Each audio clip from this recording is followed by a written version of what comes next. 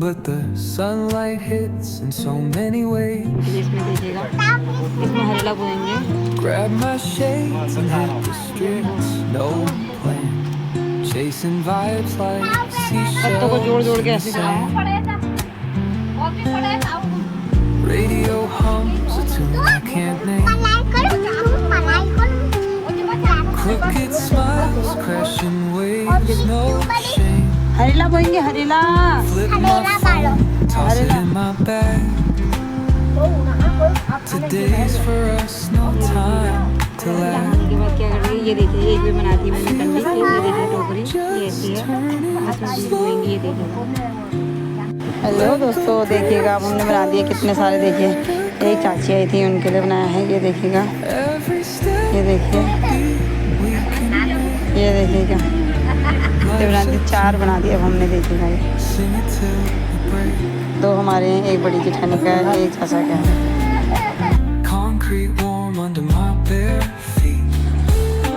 नमस्कार दोस्तों, ये चल रही है हमारे हरेला बोने की तैयारी।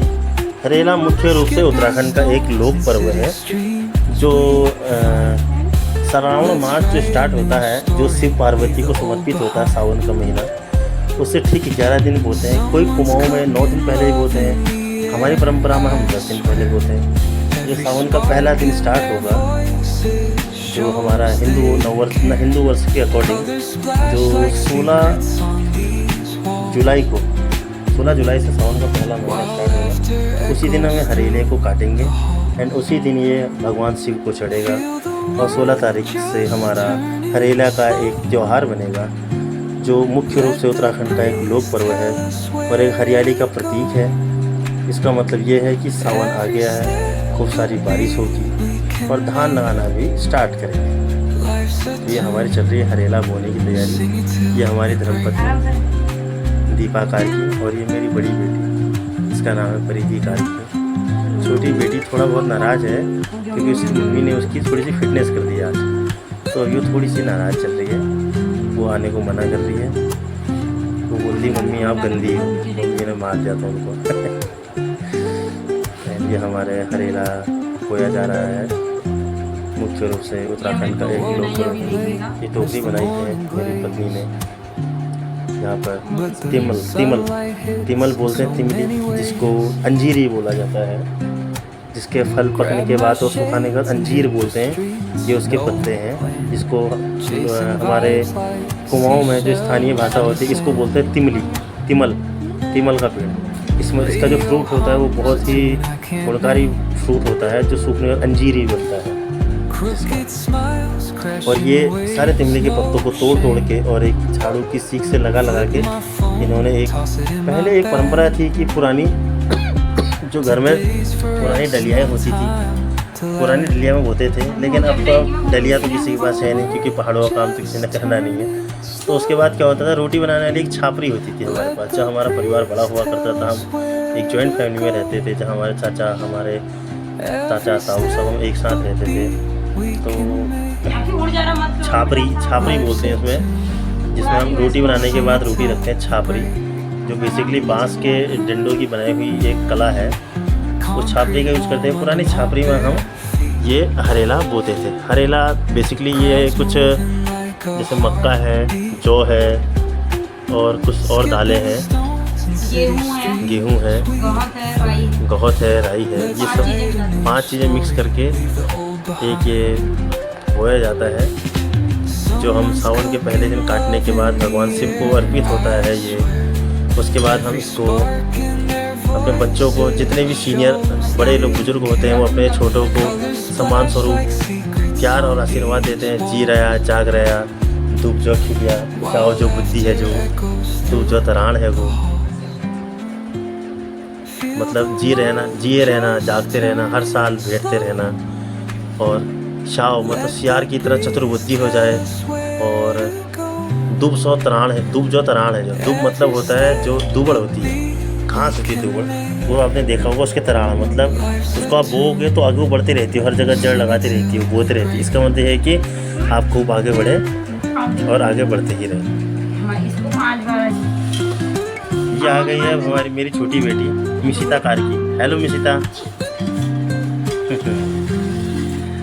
अभी तक नाराज़ थी अपनी मम्मी से, अब मान गई है, कोई बात नहीं। अब जैसे हमने ये 5 बार इसको 5 लेयर में बोते हैं, मतलब अपना जो एक टोकरी बनी हुई है हमारी, इसको हम 5 लेयर में, पहले हमने एक लेयर मिट्टी की लगाई, देन उसके ऊपर हमने कुछ बीज सीड डाले, फिर हमने एक लेयर और लगाई, उसके ऊपर हमने और बीज डाले, फिर हमने एक परत और लगाई और एक ही बीज।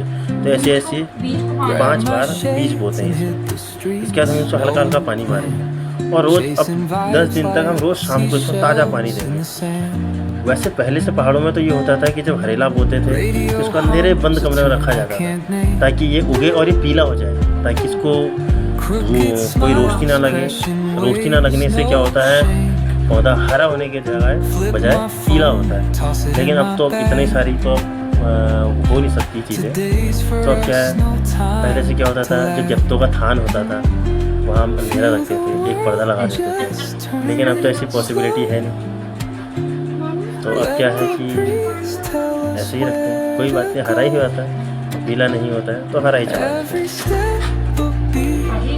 अब ये देखिए, हमने जो 5 परतें चढ़ाई थी वो पूरी हो गई है। थोड़ा थोड़ा इसमें पानी डालेंगे जिससे कि इसमें थोड़ा सा जो बोलते हैं कि नमी बनी रहे, थोड़ा मॉइस्चर बनेगा, जिससे कि बीज अंकुरित होंगे धीरे धीरे। तो थोड़ा थोड़ा हम इसमें पानी डालेंगे जिससे कि, हाँ अब मैं ये बताता हूँ, मिट्टी जो होती है, सबसे मेन तो मैं बताना भूल गया आपको, जो मिट्टी होती है एक्चुअली मिट्टी खेत की नहीं होती है। ये जो दीमक बनाती है ना, इसको टर्माइट बोलते हैं, वो अपना एक वो बनाती है, तो उसको तोड़ के उसकी मिट्टी सुबह हम घर लाए, पहले हमने उसको फोड़ा, उसको बिल्कुल पाउडर बनाया, उसको छानते हैं किसी छन्नी से, और जो नीचे नीचे की बारीक मिट्टी होती है उस मिट्टी को उसको बनाया जाता है, तो मिट्टी को शुद्ध माना जाता है। खेत की मिट्टी नहीं डालती इसमें वही वाली मिट्टी इस्तेमाल की।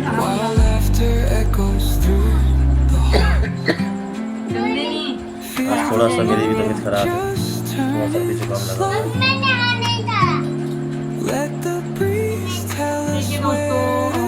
ये हमारा हरेला तैयार हो गया।